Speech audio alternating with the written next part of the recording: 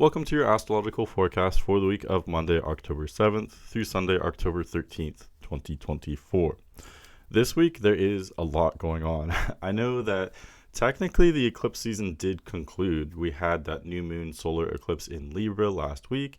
And yes, that is the last eclipse of the year. But don't think that just because we don't have any more eclipses that things aren't intense, because I do see things still continuing to be very intense. I see a lot of life changes for many of us this week and maybe even next week as well. I mentioned how with eclipse season, it's not just the eclipses themselves that are intense, it's really the whole lunar cycle.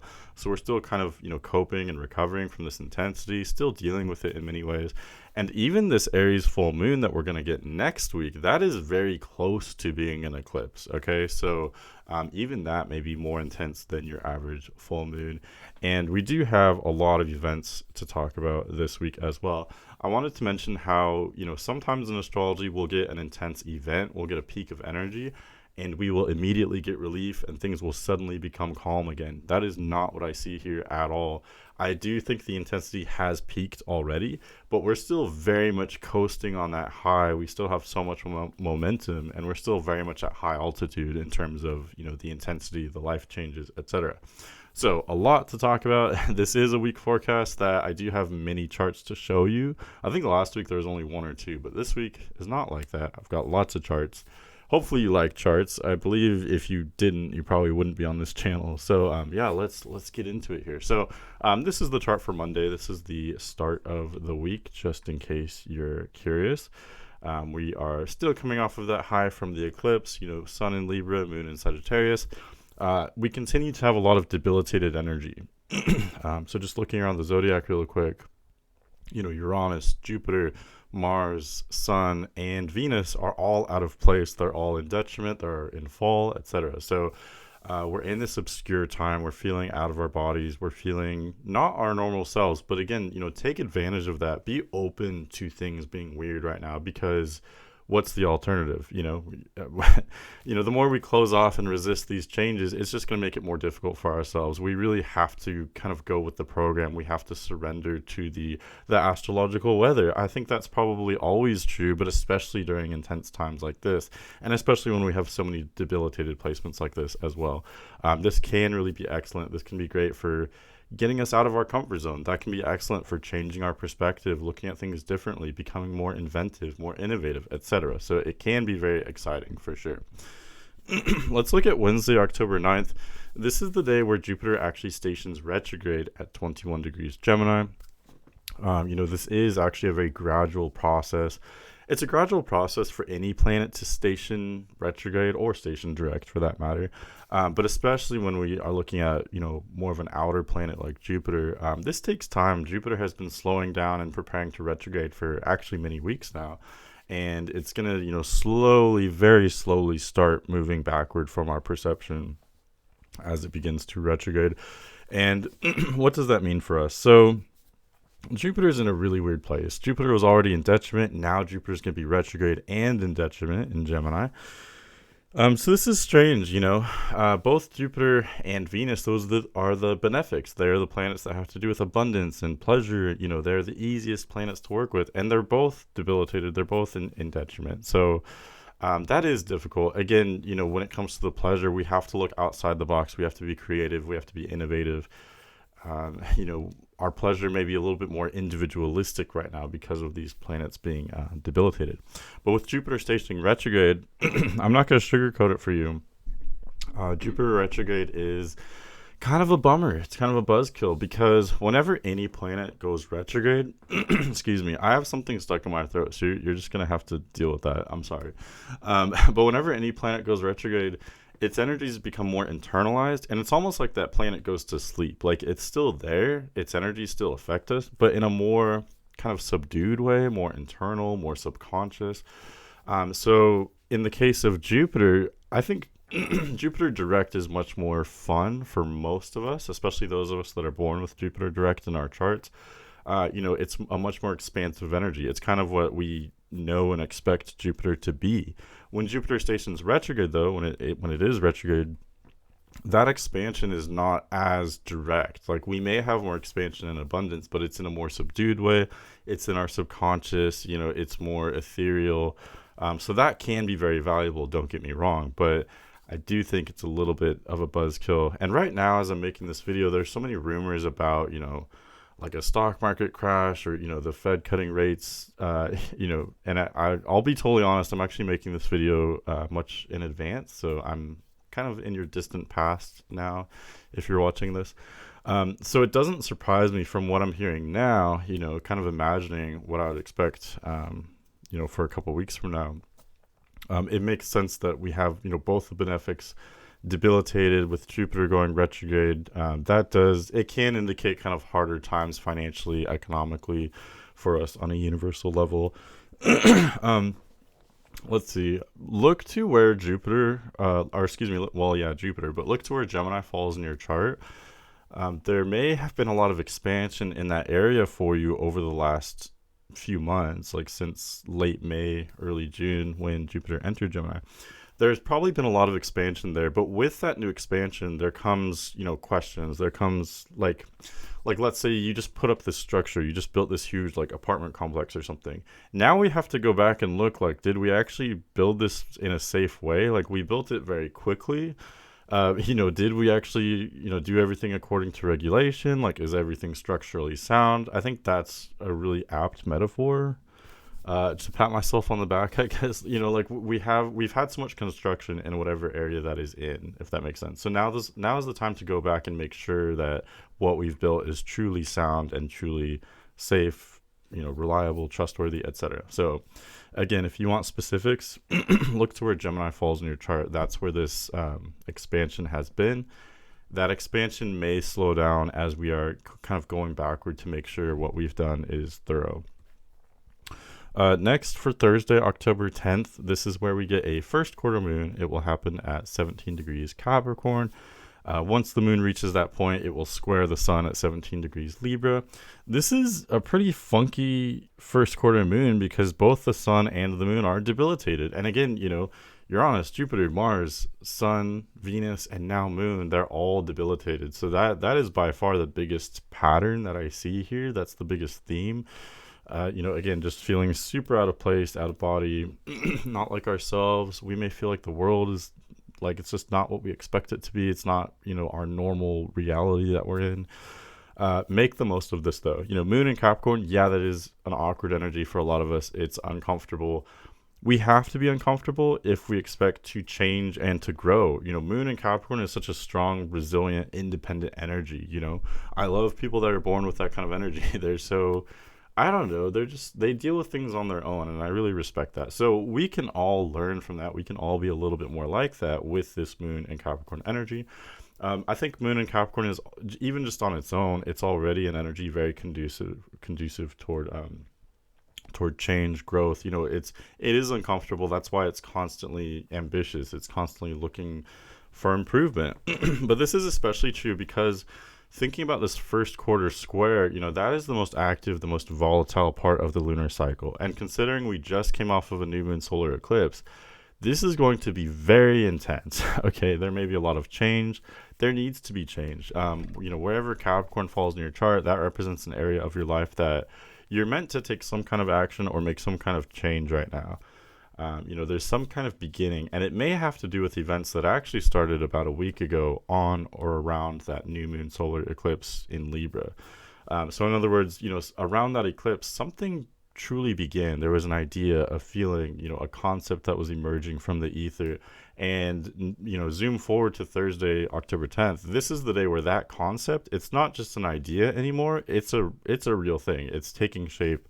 This is where we see a lot more physical activity, physical change, and initiation, with that first quarter moon. So this is a big deal. The sun and the moon are facing off. They're kind of disagreeing, but neither one is in a strong place. They're both not themselves. They're both challenged. I don't want to say weak because detriment placements can actually be extremely strong. I really do think that they have superpowers. Like for instance, Sun in Libra, Moon in Capricorn, both of these placements have to do with foresight, planning, strategy. I think that's what happens where if you aren't feeling yourself, you're not, aligned with your your present self, your instincts, your emotions. That's what we would expect from sun and moon being more at home, like sun in Leo, moon in Cancer, for instance. They're so in the moment, they're so in touch with their instincts and their feelings. So, contrary to that, what we're experiencing is the opposite, having, sun and moon not at home, debilitated. It's the opposite. We're not in touch with how we are in the current moment, but that's okay. I think it's indicating that we're meant to make some kind of change. We're meant to plan maybe for a different future. This is destabilizing. I know a lot of us don't like change, and so this can be difficult. It can be stressful, anxious. We might be restless around this day. But I always say, we're feeling those things because we're meant to change something. If you try to just relax and you try to just be complacent around Thursday, October 10th, that's where you're going to get really stressed and feel anxious. Okay, you'll be like biting your nails or whatever you do when you're nervous.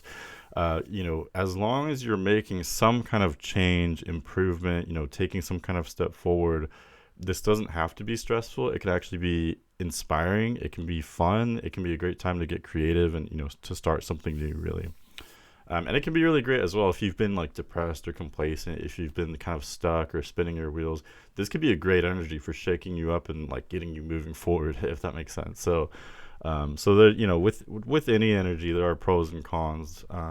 It's very disruptive, but maybe we need a disruption. Maybe we need a large change right now. Friday, October 11th, this is where Pluto moves direct.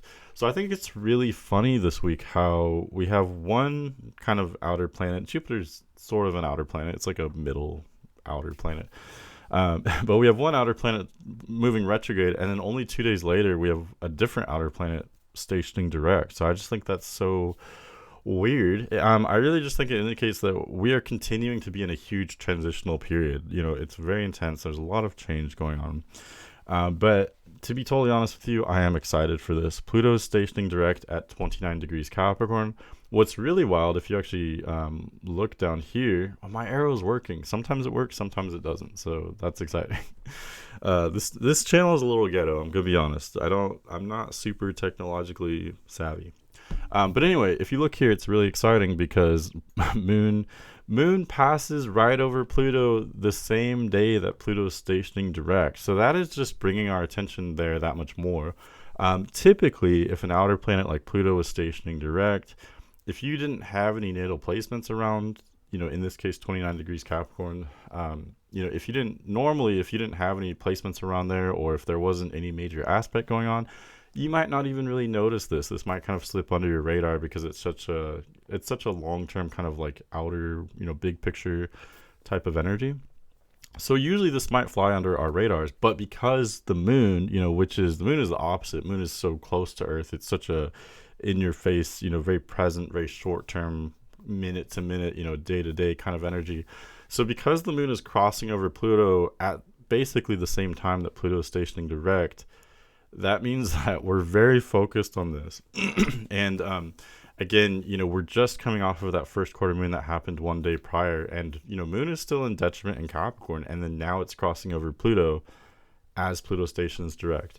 Anytime a planet is stationary, it becomes more intense. And that might be more true for Pluto than any other planet, because Pluto is basically always stationary. It moves so slowly. It's it literally spends about half the time retrograde, which I know is crazy, but you can fact check me. It's true. So my point is, Pluto is always an intense planet. That's just what it is. I think that slow movement is part of why it's so intense. But especially being stationary, Pluto is about as intense as it can possibly get right now. So with Moon, which is still in detriment, crossing over Pluto while Pluto is stationary, I know I'm going to sound like a broken record, but this is just increasing some themes that I've already illustrated. We're really going to feel out of place. We may feel insecure, like things that we thought we dealt with already, things that we may have like buried into our subconscious as well. Those things are going to come up for us to deal with, whether we like it or not. Is that going to be uncomfortable? Yeah. There's going to be, honestly, this whole chart, but specifically the Moon-Pluto dynamic, the whole thing looks very dark to me. But like I said in the last forecast, dark does not necessarily mean bad or evil. It can mean those things. Dark can be bad. I do think, things that are bad and evil are dark, but that doesn't mean all things that are dark are evil. So my point is, this looks like a very dark energy. It doesn't have to be bad. It doesn't have to be evil. We can utilize this. Like, I don't necessarily enjoy Pluto transits like this. They're not fun, It's not fun to think like, oh, I thought I dealt with that part of myself and I thought I was good, but actually it's coming up now for me to deal with. That, that's not fun. That's not enjoyable necessarily, but it's necessary. Okay, Pluto is a malefic energy. It brings up things that we may not want to deal with, but we need to if we want to evolve and become stronger, become more resilient, etc. Pluto is associated with evolution, right? It's pushing our evolution. It's forcing you to upgrade your DNA, like whether you want to or not. Any time that you're becoming stronger, it's not comfortable, right? Anytime you're working out and you're pushing your, especially pushing the limit, like if you're doing weights and you're doing more reps than you've ever done before, yeah, that's going to hurt. It's going to be extremely uncomfortable, right? Anytime we grow and do something we've never done before, it's scary, it's uncomfortable, it can be physically painful, but that's the whole point. It's like no pain, no gain. I think that would be a very good saying for Pluto. So that's what we're dealing with today. I feel like I tell people these things and it's often not what they want to hear, but try to see the silver lining. We're becoming stronger whether we want to or not. And again, I would really say, surrender to this, do the best you can. And, that's all we can do. This is test time. I used to use that metaphor a lot more in my forecast, like years ago. It's more like, I think August and the first week of September, that was the time to like study, so to speak, where we were mulling things over and looking at our past, looking at ourselves in the mirror, so to speak. Now we're done with that. In a way, studying, depending on how you look at it, studying is actually kind of harder than the test taking time, because it's not studying now. This is more just kind of show up and show me what you got type of thing. So depending on, I know a lot of people don't like tests, but that's kind of how this energy is. We've done the work, hopefully. Now is the time to just kind of be there, be involved, show up to your own life and do what you can. Pluto is a very instinctual energy. Really, it reminds me a lot of, it's very similar to Saturn, in my opinion. The difference, though, is that Saturn is much less emotional. It's very detached. Pluto is very emotional, very instinctual. So it's about just being honest with yourself, accepting yourself, but also doing what you can to become better, to become stronger. My last thing I'll say about this before I move on, I had this boss recently who actually just quit this job, so I'm really kind of emotional about it, if I'm being honest. But she said, be better than you. Like, she would always say that a few times, and that always stuck out to me. Like, it is very, I don't know, it just grabbed my attention. I feel like it's a very kind of harsh thing to say, but at the same time, it's true. If you want to become better at whatever you're doing, you have to be better than yourself. You are your own competition with anything that you do. So I really think that's relevant here with this whole Pluto crossing over, Moon crossing over Pluto as Pluto stations direct. Be better than yourself. We are upgrading right now, whether you like it or not. So, yeah. Okay, Saturday, October 12th. This is a weird one, and I almost didn't even notice this, if I'm being totally honest. We haven't talked about YODs for a while. As I was making my calendar for October, I kept noticing all these quincunxes, and at first I just skipped over them because I don't generally cover quincunxes in these week forecasts. I cover conjunctions, sextiles, trines, squares, and oppositions. I don't do semi-sextiles or quincunxes, generally speaking, because they're minor aspects. They're not as noticeable. They're not as big a deal. Am I interested in them? Yes, but they're not important enough to generally cover. However, this is different because Saturday, October 12th, I noticed that is this correct? Well, sure. So as Mercury gets to 27, 28 degrees Libra, and it's traveling so fast. Mercury's traveling like 2 degrees per day. So I think that's why I'm getting a little confused. But early in the morning, Eastern Daylight Time for Saturday, October 12th, Mercury starts out the day even on October 11th, Mercury's at 26 degrees Libra. As it passes through 26, 27 degrees Libra, Mercury will Mercury will quincunx Uranus and simultaneously also quincunx Neptune. It's not exactly exact. It's not exactly precise. But Uranus is at 26 degrees Taurus, Neptune is at 27 degrees Pisces. So they're pretty close to sextiling still. I actually mentioned that I think like a month or two ago. Uranus and Neptune are roughly sextiling. It's not a sextile that actually ever becomes exact, I don't believe, because Neptune and Uranus are retrograde. They're both retrograde. It is a little bit complicated, but they have this imperfect sextile going on. So what happens when, we've got, I'll use my arrow. So there's one sextile over here, and then now we've got one planet over here simultaneously quincunxing both, making two quincunxes that with both of those planets that are sextile. I was actually just pointing to Jupiter on accident. So Mercury quincunxing Uranus and quincunxing Neptune at the same time. That is a YOD for those of you that don't know. It's two quincunxes and a sextile. So we have this really weird angle. Honestly, the YOD is probably my favorite aspect. The quincunx is my favorite aspect, but if we're talking about like 3 planet aspects, the YOD is probably my favorite because it is such a conundrum. It is so weird and kind of bittersweet, because a quincunx is where I believe quincunx energies are more different from each other than any other pairing of energies. So Mercury and Libra, quincunxing Uranus and Taurus, they are extremely different. The signs have different modes, different elements, different seasons, different polarities. Everything that possibly could be different is different. Same is true about Mercury sextiling Neptune, Libra, and Pisces. They are completely different.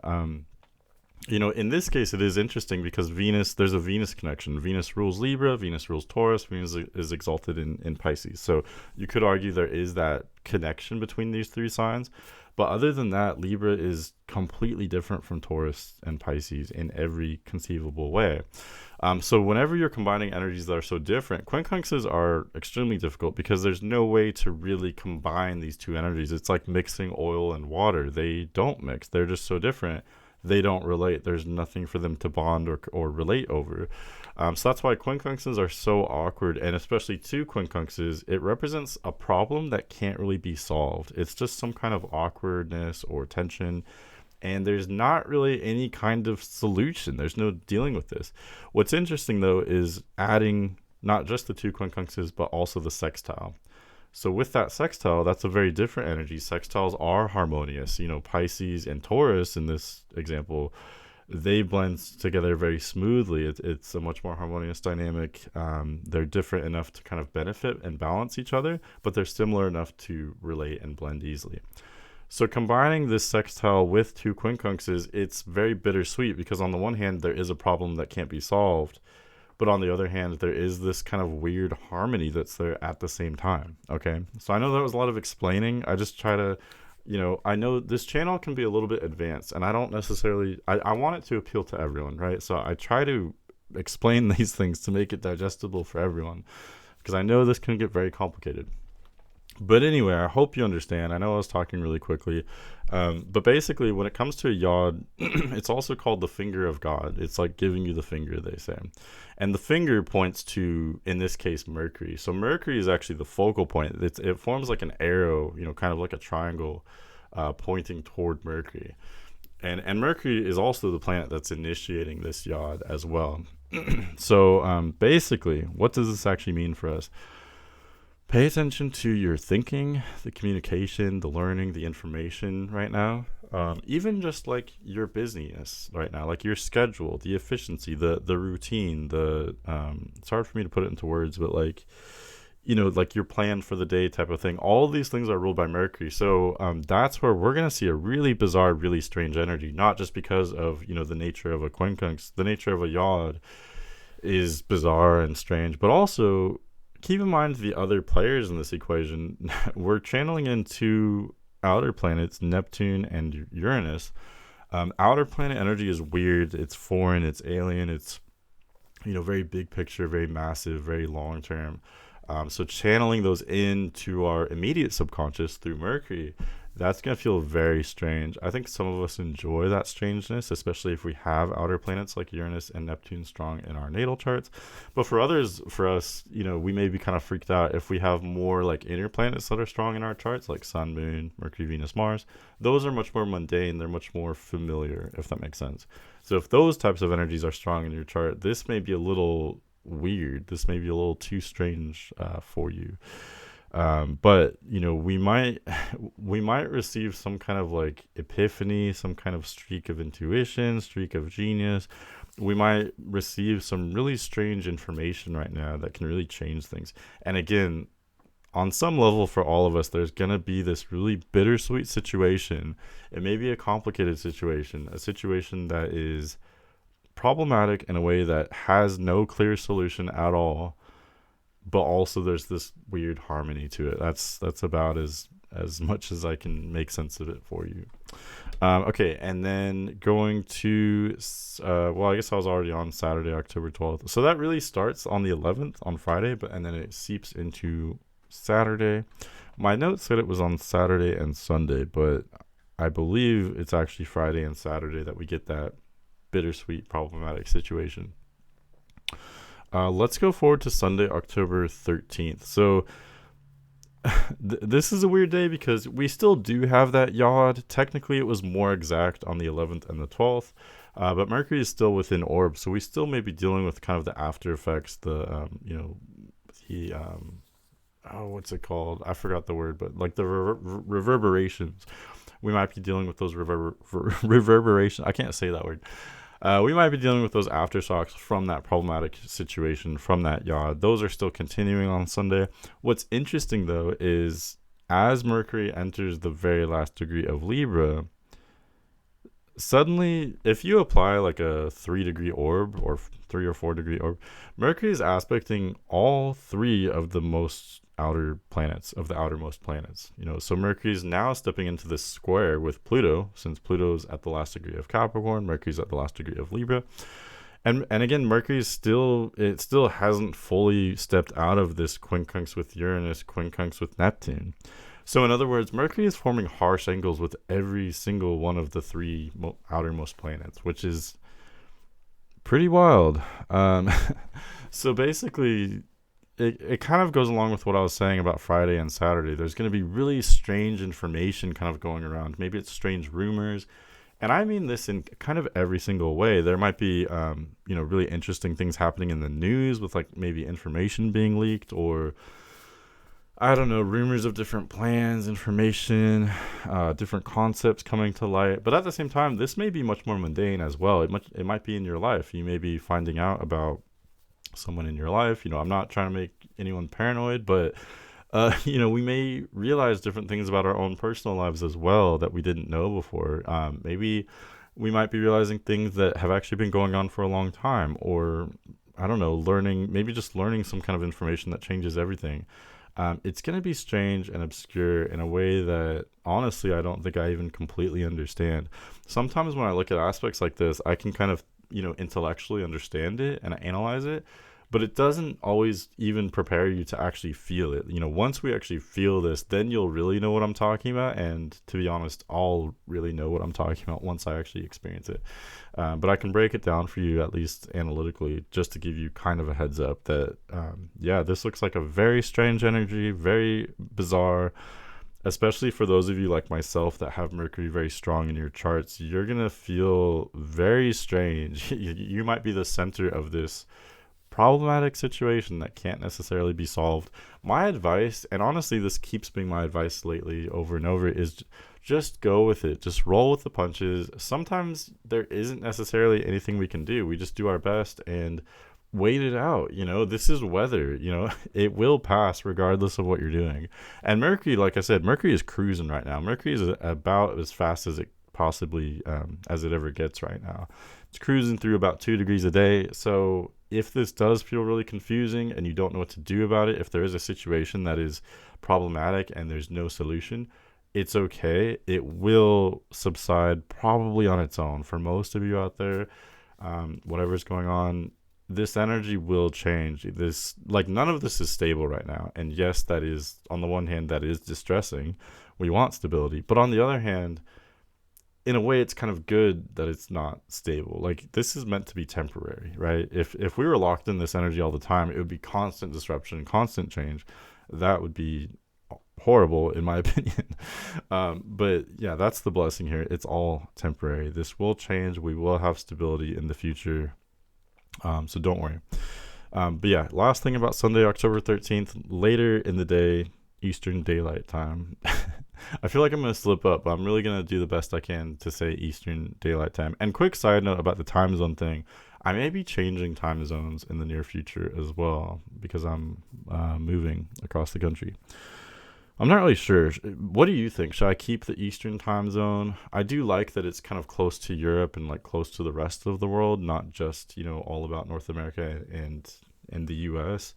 But on the other hand, I am going to be moving like multiple time zones away. So I'm not really sure if I should keep my time zone or if that even matters. It probably doesn't even matter.